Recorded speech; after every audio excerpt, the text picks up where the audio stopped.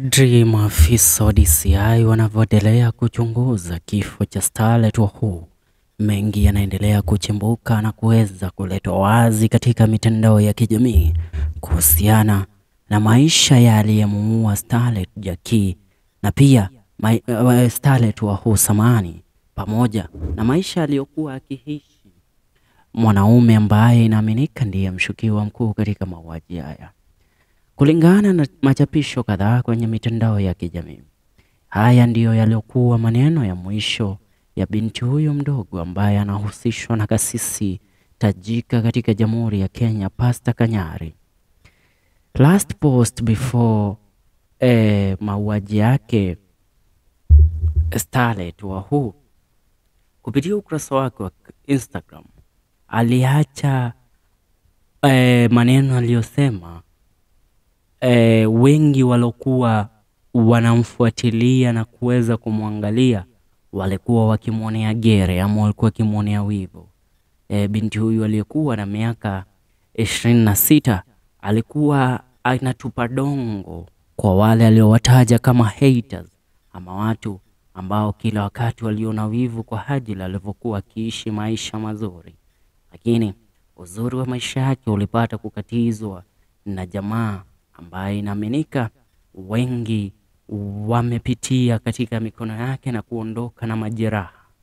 Kulingana na chapisho ambalo limeachiwa na DCI nchini Kenya, wameweza kuwaomba wengi ambao waliwahi pitia dhulma chini ya mikono ya mshukiwa mkuu katika mauaji haya kuweza kujitokeza, ndipo kutoa taarifa za ambazo zitaweza kuifanya kesi yao dhidi ya mshukiwa huyu kuwa kesi kubwa na yenye maana. Kulingana na DCI, wanasema socialite Starlet Wahu's murder probe.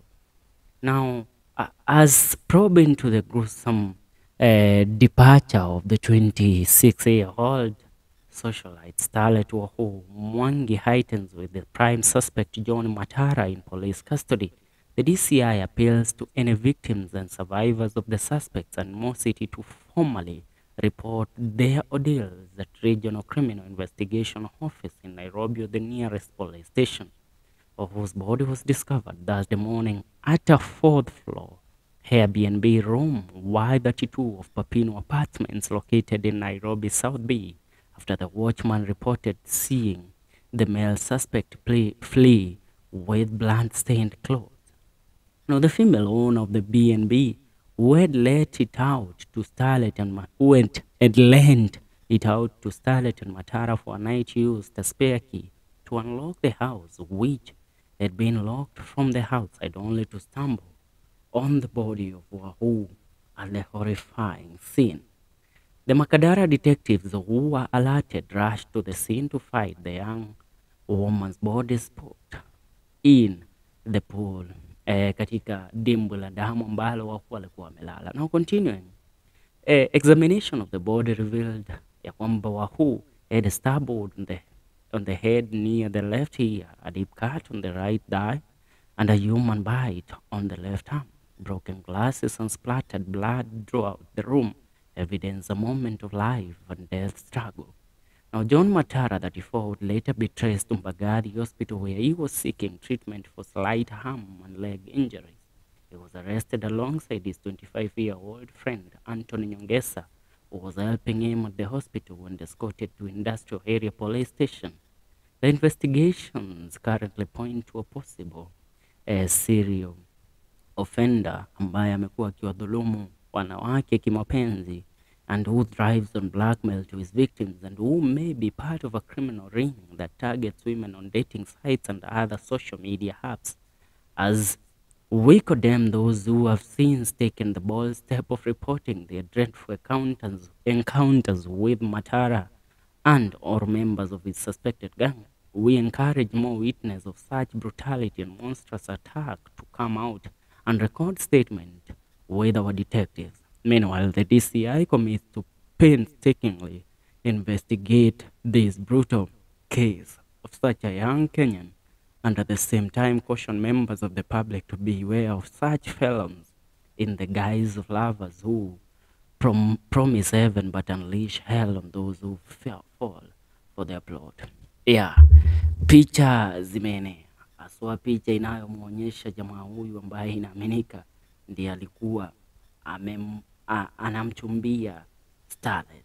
Ukimlinganisha Starlet na jamaa huyu, basi utajua kwamba kweli dunia ina mengi na mengi yanafanyika chini ya jua, tusifahamu haswa ni kipi kinaendelea. Wakenya wametoa maoni mengi, wengi wakiwaomba wanawake haswa mabinti wachanga ambao wanatafuta upenyo katika maisha na wakitaka kuwapata wanaume wenye hela kuweza kujitenga na kukaa mbali kabisa na mitandao ya kijamii, haswa mitandao ya kijamii inayohusisha kuweza kuwakutanisha watu wenye jinsia tofauti kwa ajili ya kuweza kuhusiana kimapenzi.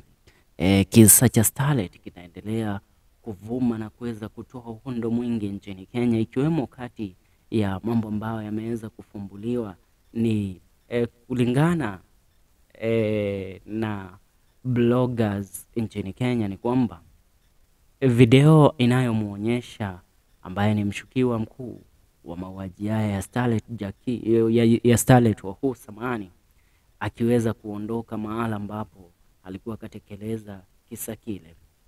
Now, an update ambayo nilipata kuisoma asubuhi ni ya kwamba John Matara, widely known as Monk or Karaga, is a familiar name within the Rastafarian movement and grassroots human rights circles in Nairobi, with allegations of violent behavior towards women and even robbing a community library where he used to borrow books. He returned to Kenya following a stint in jail in Dar es Salaam and presented himself as a grassroots human rights organizer assisting the community in graphic design. His trained field with grave accusation now labeling him as a psychopath and a thug. There is a growing call for authorities to ensure he remains behind bars.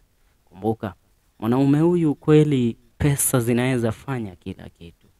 Ukimwangalia tu picha ambayo imechapishwa yake mwanaume huyu utamuona mkora, na sio si utamuona tu, sura yenyewe inadhihirisha mtu ambaye ana sura ya kuogofya, macho yake yenyewe yanakuogofya.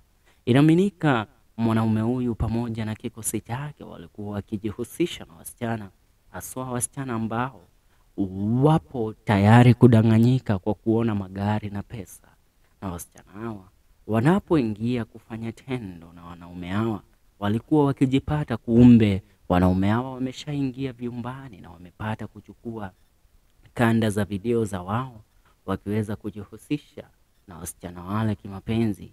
Halafu mwisho wa siku wanawaambia ni aidha waweze kuwalipa kiasi fulani cha fedha ama wataweza kusambaza video zile kwenye mitandao ya kijamii, jambo ambalo wengi waliofia kuweza kuvunjika kwa ndoa zao wala kuchafuliwa jina, hivyo ilibidi walipe pesa ambazo walikuwa wanaambiwa walipe na huyo jamaa. Ni kisa ambacho kinaendelea kuchunguzwa na kinazua mazungumzo kadhaa kwenye mitandao ya kijamii.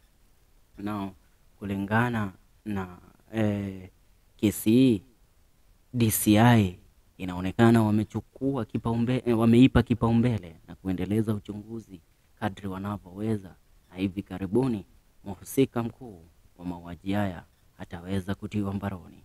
Ni hayo kwa sasa, tuungane katika video zetu zijazo. Hii ni FM Show KE. See you in the next video.